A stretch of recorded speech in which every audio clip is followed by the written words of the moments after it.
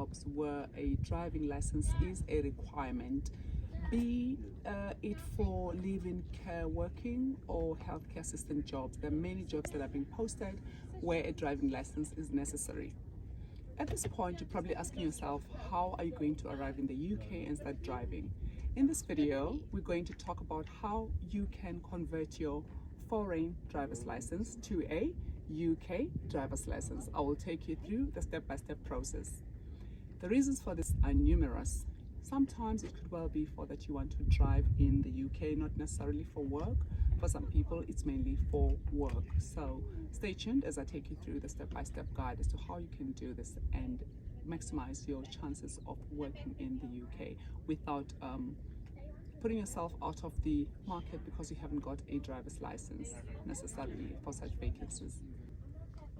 You will notice some of the requirements for some of the jobs that I post, or some of the jobs that you find yourself require you to have a UK driving license. At this point, you're just wondering, how are you going to arrive in a new country and start driving? In this video, I'm going to take you through a step-by-step guide that tells you how to convert your foreign driver's license to a UK driver's license. This should be a seamless process for you to follow. The next part of the video is going to focus on that, and the reasons for this are numerous. I'll take you through the reasons in a minute. Stay tuned to the channel, remain on the cusp with Daphne as we evolve together. So in order to start the process, your first port of call would be to log onto the government's website, www.gov.uk,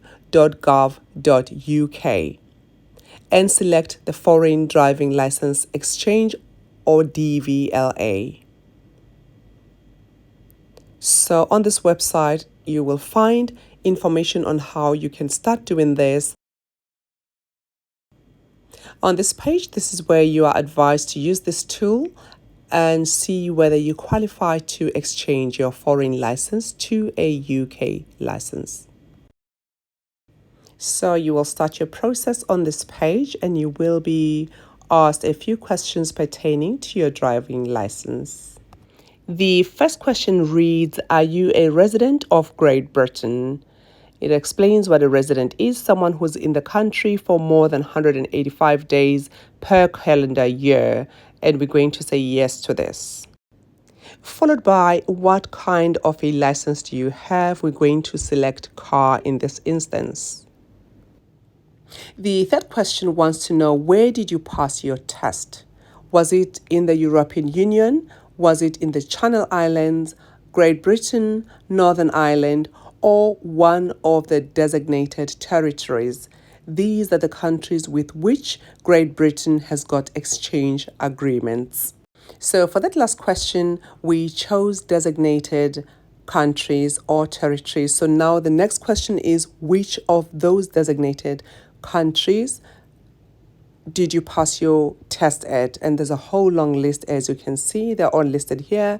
For the purpose of this exercise, we've chosen South Africa, and it tells you what you can do. You can continue to drive in the UK without the need to exchange for a period of 12 months after becoming a resident. Then it continues to say you've got up to 5 years to do this, provided your license has not expired.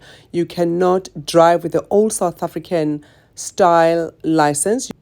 You can only exchange the credit card style driving license from South Africa. Suppose you're using the credit card style from South Africa. These are the 3 simple steps to follow then. The first step to follow would be to order the form D1 from the DVLA.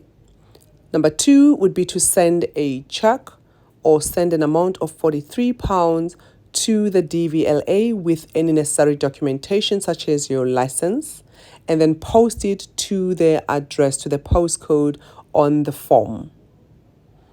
This form can also be obtained from the post office. Not only is it obtainable from DVLA, your nearest post office will have this form. It's quite easy to obtain and it's free. At this point, you get given one more opportunity to double check the answers you submitted, as well as an opportunity to change any information you may wish to. For the purpose of the exercise, we'll change the country and select a different country and see what it says. We'll go for Zimbabwe in this case. And Zimbabwe is not different to South Africa. You can drive for the same amount of time and pretty much the same rules apply. Then it tells you if you're from Australia that you might be required to present more evidence of having passed driving a manual car, which does not apply to the first two countries we've done, which are South Africa and Zimbabwe so far.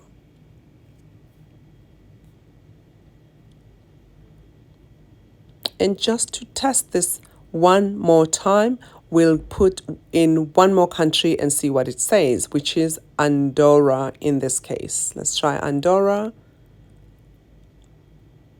And Andorra has pretty much the same results as the last two. You're also allowed to drive for a period of 12 months without exchanging your driving license. Whilst we're told that you can drive in the UK for up to 12 months without exchanging your driving license, it's incumbent upon you to do your due diligence to find out how this is going to have an impact on your car insurance premium. It may just be a wise thing to exchange your driving license as soon as you arrive in the UK to a full UK license, because this will have a positive bearing on your premium for the car insurance, which, by the way, is a non-negotiable in the UK. So trying to be insured with a foreign driving license might have a negative impact on your overall premium. So this is something to factor when you are reading all this information or learning about all these things. Consider what impact it's going to have on your pocket. The second reason I would urge you to do this as soon as possible is because I've seen so many foreign nationals have this fall by the wayside just because they were adapting to life in a foreign country. This is something that was meant to be done within a 12-month period, and before you know it, life is happening. There is so much to focus on. They lose sight of this and they're having to sit from scratch for their UK license, which usually involves very expensive hourly driving lessons and so much more hassle. So in essence, the sooner you start, the better. There's no reason to waste time. And besides, rules change all of the time. Who knows if it'll stay the same? I hope this step-by-step guide has been of help to someone who is looking to come to the UK and to convert their foreign driving license to a UK one. I hope you find this helpful. It's not just for work purposes, it could just be for domestic, for social reasons. Like some of us who arrived in the UK and felt the need to drive. It's important that you know this process in the early stages of your arrival. Stay tuned on the cusp, and don't forget to share, to like, to click, and to comment below in the description box. Thank you for watching. Do it like you.